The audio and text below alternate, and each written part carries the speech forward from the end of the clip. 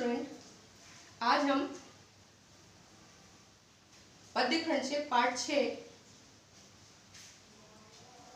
की कविता उषा, जिसका शीर्षक है और जिसके कवि हैं शमशेर बहादुर सिंह, इस पाठ का अध्ययन करेंगे और समझेंगे कि इस पाठ में कवि लेखक क्या बताना चाहते हैं। तो सबसे पहले मैं आपको ये बता दूं कि कवि यहाँ पे इस उषा पाठ के माध्यम से हमें यह बताना चाहते हैं कि जो सुबह का प्रातःकालीन दृश्य होता है, जब सूर्योदय का समय होता है, तो प्रकृति में क्षण क्षण किस प्रकार के परिवर्तन होते हैं और उस सूर्योदय का समय कैसा होता है और उस समय होने वाले जो परिवर्तन है, उनका परिवर्तन किन किन उदाहरणों के द्वारा कवि ने यहाँ पे व्यक्त किया है अपनी इस कविता के माध्यम से। तो कवि क्या बताना चाहते हैं कि जब सूर्योदय होता है तो हमारी प्रकृति में किस प्रकार के परिवर्तन होते हैं और उसका दृश्य कितना सुंदर और मनोहारी और सुहावना होता है, जो देखते ही बनता है।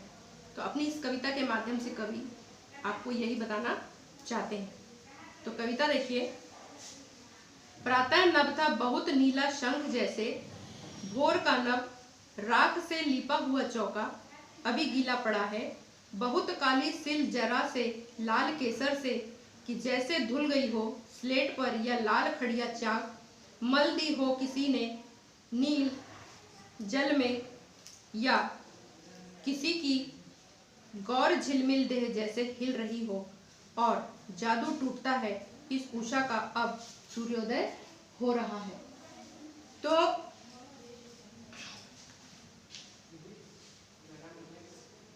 कवि ये बताना चाहते हैं इस कविता के माध्यम से कि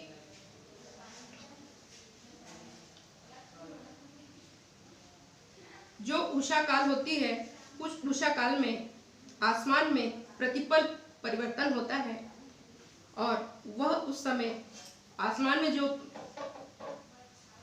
परिवर्तन दिखाई हमें देता है, वह उसका दृश्य किस प्रकार का होता है और किस प्रकार हमें वह लुभावना लगता है, उसके उदाहरणों को कवि ने अपनी इस कविता में व्यक्त किया है। तो देखें इसकी व्याख्या कि उषा काल में प्रातः नभ था बहुत नीला शंख जैसे। सुबह का समय था, प्रातः का समय था, उषा काल का समय था और उस काल का वर्णन कवि करते हुए कहते हैं, प्रातः काल आकाश का रंग जो था वो सागर के समान नीले, जो आकाश का सागर का जो पानी होता है वह नीले रंग का दिखाई देता है। तो उसी नीले रंग की शंख के समान, जैसे कोई शंख, जीवित शंख नीले रंग का हो, जो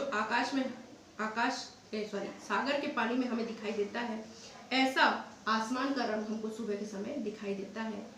जैसे कि कोई सागर का नीला शंख दिखाई देता है।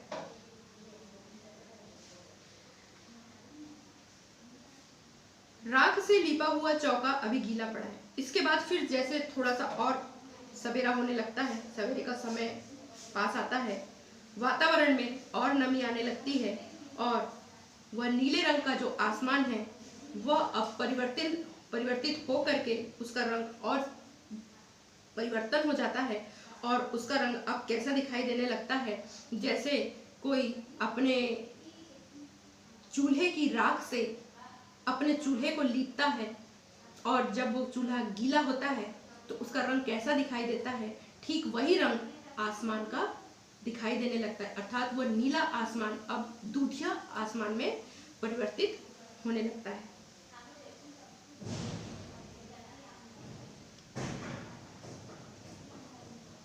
बहुत काली सिल जरा से लाल केसर से, कि जैसे धुल गई हो स्लेट पर या लाल खड़िया चाक मल दी हो किसी ने। इसके बाद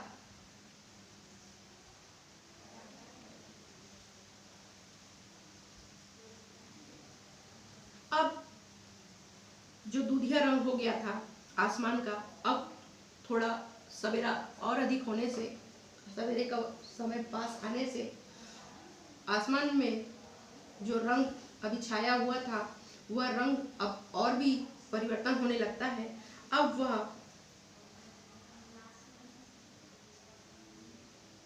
कुछ और दूसरे रंग का दिखाई देने लगता है। जैसे कि यहाँ पे उदाहरण बताया गया है कि बहुत काली सिल जरा से लाल केसर से, कि जैसे धुल गई हो स्लेट पर या लाल खड़िया चाक से, कि जब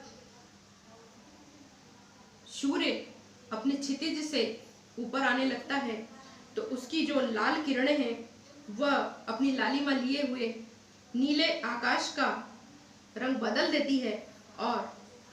उसे लाल रंगों में, अपनी लाल किरणों में लाल रंगों में परिवर्तित कर देती है। तब ऐसा लगता है आसमान जैसे कि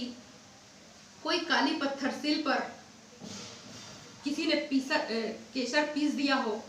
जैसे कोई सिल के ऊपर में, काली सिल जो होती है उसके ऊपर किसी ने लाल रंग का केसर पीस दिया हो और उसके बाद उसको धो दिया हो, तो धुलने के बाद उसका रंग थोड़ा भद्दा टाइप का हो जाता है,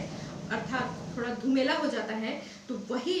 लाल रंग अब हमें आकाश में दिखाई देने लगता है। ऐसा लगता है कि किसी ने स्लेट पट्टी पर लाल चौक से कुछ घिस दिया गया हो और बाद में उसे धो दिया गया हो। तो धुलने के बाद जो रंग दिखाई देगा, ठीक वही रंग हमें अब आकाश में दिखाई देने लगता है। कुछ क्षणों के पश्चात सूरज अपने पूरे आकाश में ऊपर आने लगता है और क्षण क्षण प्रकृति का और आसमान का रंग परिवर्तन होने लगता है। और अब देखिए आगे कि प्रकृति में और आसमान में क्या परिवर्तन फिर आता है कि नील जल में या किसी की गौर झिलमिल देह जैसे हिल रही हो, और जैसे अब ऐसा लगने लगता है कि जैसे ही सूर्य लाल किरणों को लिए हुए ऊपर आने लगता है तो अपना रंग धीरे धीरे धीरे धीरे परिवर्तित करते जाता है। अब उसकी लाल रंगों वाली स्वर्ण किरणें, जो लाल रंगों की जो किरणें होती हैं वो अब स्वर्ण किरणों में परिवर्तित होने लगती है, अर्थात सोने के समान दिखने लगती हैं और आसमान का रंग अब लाल की अपेक्षा सोने के समान स्वर्णिम आभा लिए हुए दिखाई देने लगता है। अब सूर्य स्वर्णिम आभा को लिए चमकने लगता है, अर्थात सारे आसमान का रंग सोने के समान स्वर्ण रूपी दिखाई देने लगता है। अब कैसे दिखाई देता है ये स्वर्ण रूपी? जैसे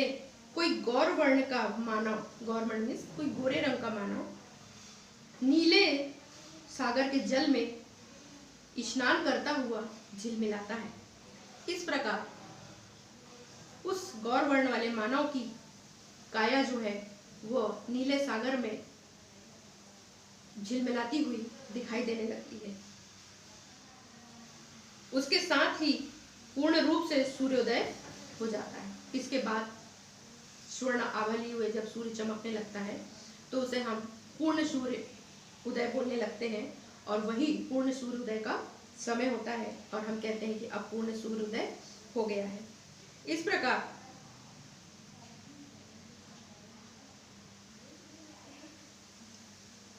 जो ये जादू के समान जो परिवर्तन हो रहा था, कभी कहते हैं जादू टूटता है इस उषा का अब सूर्योदय हो रहा है, तो कभी कहते हैं कि जो ये क्षण क्षण जो परिवर्तन हो रहा था, जादू के समान जो परिवर्तन हो रहा था, एक क्षण में दूसरा आसमान का कुछ और रंग दिखाई देता था, एक क्षण में आसमान का कुछ और दूसरा रंग दिखाई देता था, तो ये जो जादू है ये जादू अब समाप्त हो गया है, अर्थात अब आसमान का रंग बदलना समाप्त हो गया है और हम कह सकते हैं कि अब पूर्ण सूर्योदय हो गया है। तो यहाँ पर